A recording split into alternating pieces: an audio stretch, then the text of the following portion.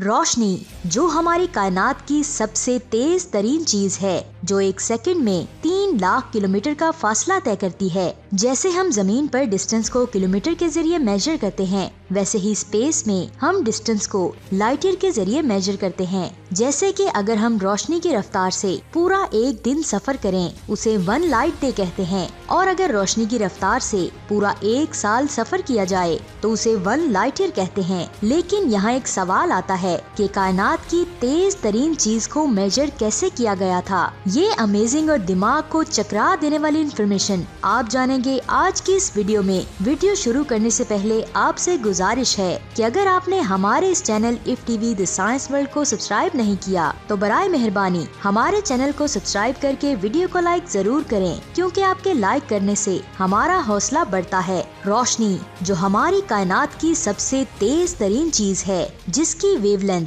400 nanometre से 700 nanometre तक होती है, जिसकी रफ्तार 3 लाख किलोमीटर फी सेकंड होती है। कई सालों तक यही माना जाता रहा कि लाइट की स्पीड इन्फिनिट है, यानी कि लामहदूद है। लेकिन 500 BC में एक साइंसदान एम्पेडोक्लेड्स ने एक कंसेप्ट दिया था, जिसके मुताबिक लाइट भी एक मैटर है जो दूसरे ऑब्जेक्ट की तरह हरकत करती है, यानी इसकी भी एक स्पीड है जिससे ये हरकत करती है। उस वक्त के साइंसदानों ने इस कंसेप्ट पर ज्यादा फोकस नहीं दिया, क्योंकि ये जस्ट एक कंसेप्ट था जिसमें लाइट की स्पीड की कोई वैल्यू नहीं थी। लेकिन इस साइंसदान के मुताबिक लाइट का मरकज इंसान की आँख से ही शुरू होता है, यानी हमारी जमीन और कायनात में मौजूद हर चीज की एक रोशनी है जिसको हम अपनी आँखों के जरिए देखते हैं। जब हम अपनी आँखों को बंद करते हैं तो हमें कुछ नहीं दिखाई देता, और जब हम अपनी आँखों को खोलते हैं तो दुनिया की हर चीज को देखते हैं। यानी कि लाइट का मरकज हमारी आँखों से ही शुरू होता है। उसके बाद 1031 AD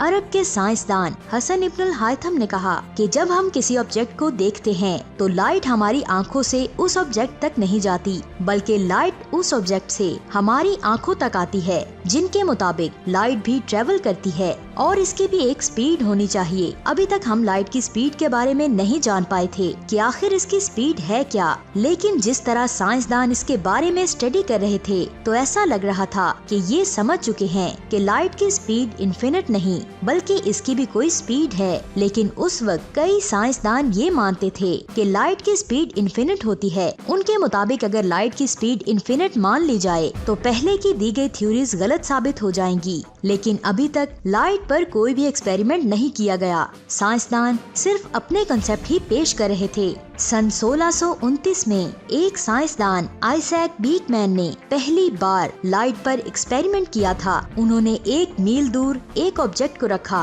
और दूसरी तरफ एक मिरर को रखा और ऑब्जर्व किया कि वो ऑब्जेक्ट इस मिरर में कितनी देर में नजर आता है। लेकिन जब इसका एक्सपेरिमेंट किया गया तो वो कुछ भी नहीं समझ पाए। उसके बाद सन 1638 में गैलीलियो ने ऐसा ही एक्सपेरिमेंट किया था। उन्होंने अपने एक साथी को एक लालटेन देकर एक पहाड़ पर खड़ा कर दिया और खुद भी दूसरे पहाड़ पर जाकर खड़े हो गए, ये जानने के लिए कि लाइट यहाँ तक कितनी देर में पहुँचती है। लेकिन जब गैलीलियो ने ऐसा किया तो सब कुछ इतनी तेजी से हुआ कि उसे कुछ समझ नहीं आया। लेकिन इस एक्सपेरिमेंट से वो ये तो समझ गए कि लाइट की स्पीड इतनी ज्यादा तेज है कि हम इसे इतने से डिस्टेंस से मेजर नहीं कर सकते। अभी तक साइंसदान लाइट की स्पीड के बारे में कुछ भी नहीं जान पाए थे। लेकिन सन 1676 में डेनमार्क के एक साइंसदान ने लाइट की स्पीड को मेजर करने के लिए एक ऐसा एक्सपेरिमेंट कर दिया जिसने बाकी सब साइंसदानों के होश उड़ा दिए। आप ये जानकर बहुत ज्यादा हैरान होंगे कि एक तरफ यहाँ साइंसदान 1 या 2 किलोमीटर के डिस्टेंस से लाइट की स्पीड को मेजर कर रहे थे,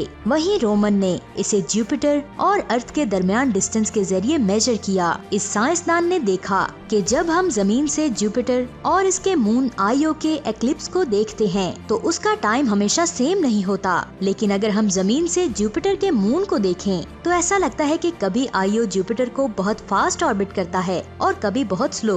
लेकिन कैसे, जो नहीं होना चाहिए था। लेकिन बाद में उसे समझ में आया कि जुपिटर और अर्थ के दरमियान डिस्टेंस लगातार चेंज होता है, यानी जुपिटर का मून आईओ जब जमीन से ज्यादा दूर होता है तो लाइट को जमीन पर आने में ज्यादा टाइम लगता है और हमें वो बहुत स्लो ऑर्बिट करता हुआ दिखाई देता है। और वहीं जब डिस्टेंस कम होता है तो लाइट ज्यादा तेजी से जमीन पर पहुंचती है, जिसकी वजह से आईओ हमें तेज घूमता हुआ दिखाई देता है। जिससे ये तो साफ हो गया कि लाइट भी ट्रेवल करती है और उसकी स्पीड की भी एक लिमिट होती है। और साइंसदान ने सालों तक इस पर एक्सपेरिमेंट किए और आखिरकार उन्होंने रोशनी की रफ्तार को कैलकुलेट कर लिया। लेकिन बड़े अफसोस की बात है कि उनकी रिसर्च के डॉक्यूमेंट्स आज हमारे पास मौजूद नहीं हैं, क्योंकि वो आग में जल गए थे। लेकिन उस वक्त कई दूसरे रिसोर्सेज और उनके साथ ही क्रिस्टियन ह्यूगेंस की एक्सप्लेनेशन से ये पता चला कि उन्होंने लाइट की स्पीड की वैल्यू 2.2 मल्टीप्लाई बाय 10⁸ मीटर पर सेकंड बताई थी। लेकिन ये वैल्यू लाइट की स्पीड की ओरिजिनल वैल्यू से बहुत कम थी। साइंसदानों के मुताबिक अगर उस वक्त जुपिटर के रेडियस और ऑर्बिट की असल वैल्यू पता होती तो उनकी कैलकुलेशन रोशनी की रफ्तार से बहुत करीब पहुंच जाती। लेकिन उस दौर में टेक्नोलॉजी के ना होते हुए भी उन्होंने जो कैलकुलेशन की वो बहुत बड़ी बात थी।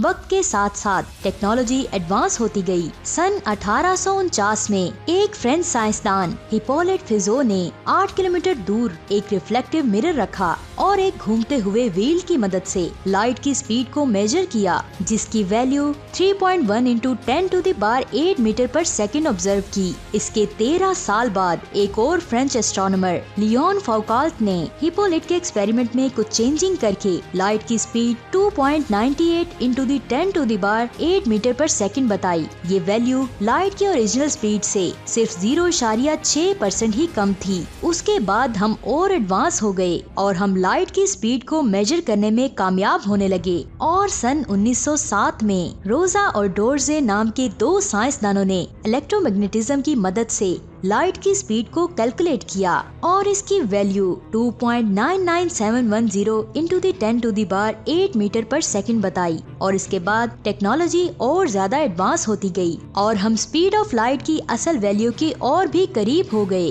पहले रोटेटिंग मिरर्स की मदद से हमने लाइट की वैल्यू को फाइंड किया, उसके बाद रेडियो इंफेरोमीटर्स की मदद से, उसके बाद लेजर इंफेरोमीटर्स। सन 1983 में general conference on weight and measure नाम की एक ऑर्गेनाइजेशन ने मीटर और सेकंड में कुछ चेंजिंग की। इसके बाद लाइट की एग्जैक्ट वैल्यू 2.99792458 इंटू 10⁸ मीटर पर सेकंड मानी गई और आज भी इतनी ही मानी जाती है, जिसे मेजर करने में कितनी सदियां लग गईं। जरा सोचिए, लाइट की स्पीड को 2.98 इंटू 10⁸ मीटर पर सेकंड से 2.98 करने में 100 साल लग गए। और यही वो चीज है जिसके जरिए हम अपनी कायनात को मेजर कर पाते हैं। यानी जमीन पर जो डिस्टेंस हम किलोमीटर्स में मेजर करते हैं, वही डिस्टेंस हम स्पेस में लाइट ईयर्स के जरिए मेजर करते हैं। सूरज जो हमसे 15 करोड़ किलोमीटर दूर है, तो सूरज की रोशनी को जमीन तक पहुंचने में 8 मिनट लगते हैं। यूरेनस जो सूरज से 3 अरब किलोमीटर दूर है, यहाँ सूरज की रोशनी को पहुँचने में 2 घंटे लग जाते हैं। और हमारे सोलर सिस्टम का आखिरी प्लेनेट नेपच्यून जो सूरज से करीब 4.5 अरब किलोमीटर दूर है, वहाँ सूरज की रोशनी को पहुँचने में 4 घंटे लग जाते हैं। और यहाँ मैं आपको बता दूं, इतनी बड़ी कायनात में रोशनी की रफ्तार हर चीज से तेज है, लेकिन हमारी कायनात के सामने इसकी रफ्तार कुछ भी नहीं है। अगर आप हमारी कायनात के साइज के बारे में जानना चाहते हैं तो ये वीडियो देखें, और अगर आप यूरेनस के बारे में जानना चाहते हैं तो ये वीडियो देखें, और अगर आप हमारे सोलर सिस्टम के आखिरी प्लेनेट के बारे में जानना चाहते हैं तो इस वीडियो को देखें। लिंक्स आपको नीचे डिस्क्रिप्शन में मिल जाएंगे। और इफ टीवी के दोस्तों, आज की वीडियो आपको कैसी लगी? अगर अच्छी लगी तो इस वीडियो को लाइक करके अपने दोस्तों के साथ जरूर शेयर करें। और स्पेस से रिलेटेड मजीद अमेजिंग वीडियोस को देखने के लिए हमारे चैनल को सब्सक्राइब करके बेल आइकन को जरूर प्रेस करें, ताकि नई आने वाली वीडियोस के नोटिफिकेशन आपको मिल सकें। अपना बहुत सारा ख्याल रखिएगा। खुदा हाफिज।